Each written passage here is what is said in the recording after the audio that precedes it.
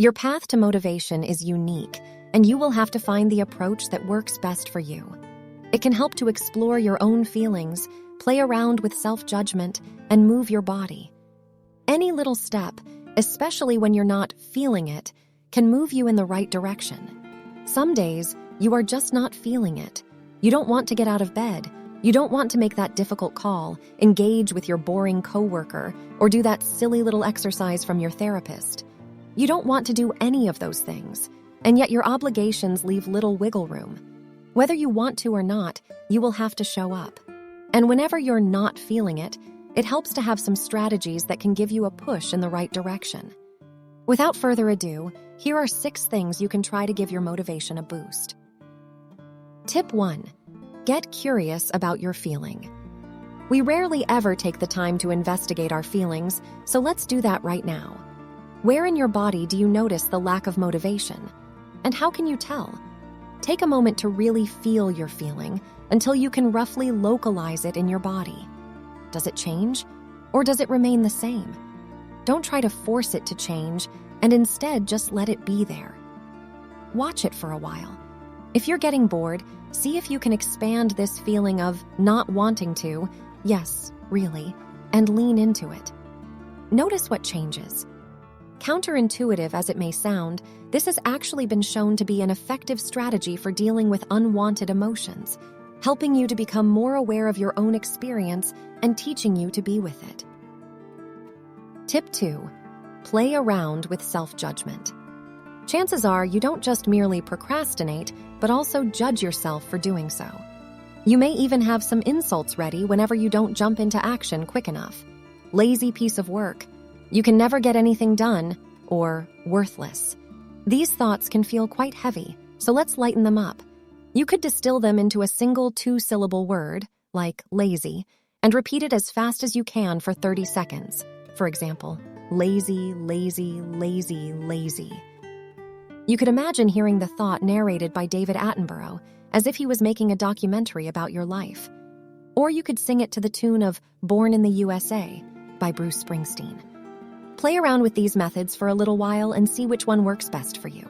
This is not to ridicule your thoughts, but to take out their punch. Tip 3. Get up and shake your body. Get up right now and shake your body. Seriously, do it. You may even want to jump around a little bit, do some squats, some push-ups if you dare, and really get that blood flowing. When you sit at your desk for too long, you become stiff, not just in your posture, but also in your breathing, and in your thinking, and even in your feeling.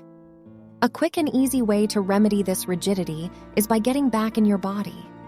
You may even want to take a quick walk around the neighborhood, with added bonus points if you spend time in nature. Tip 4.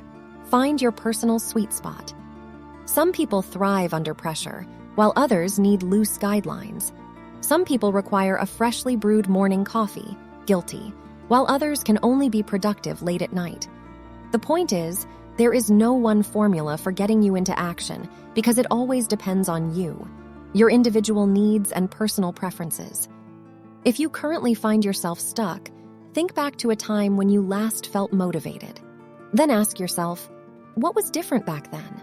And how can you recreate this context, both outer and inner, to move you to action? Tip 5. Why even bother? Why do you even bother in the first place? No, really, why do you care? You may find that underneath every unwanted task, there's something that matters to you.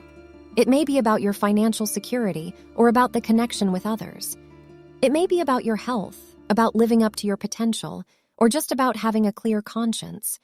Whatever it is, it's worth pausing and considering what you care about and how your task is in the service of it.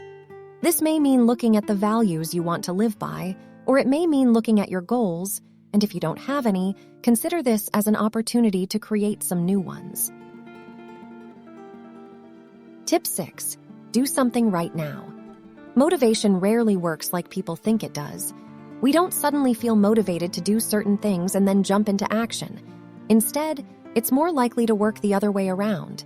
We get started doing something, and then we feel motivated to continue doing that exact thing. Motivation to exercise is often the result of a few previous sessions of exercising. Motivation to work on a project often comes after having some momentum on this exact project. This means two things. First, don't wait for motivation before you get started. And second, just get started. Do something. Anything that will get the ball rolling. You will figure the rest out as you go along, but action can never be replaced by any amount of thinking. Remember, this is a journey of continuous experimentation. Your path to motivation is unique, and you will have to find the approach that works best for you.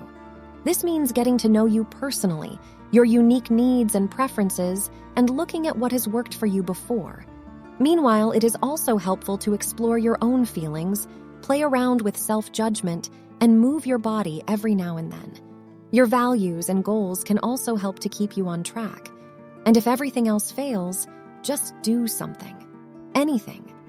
Any little step, especially when you're not feeling it, can move you in the right direction.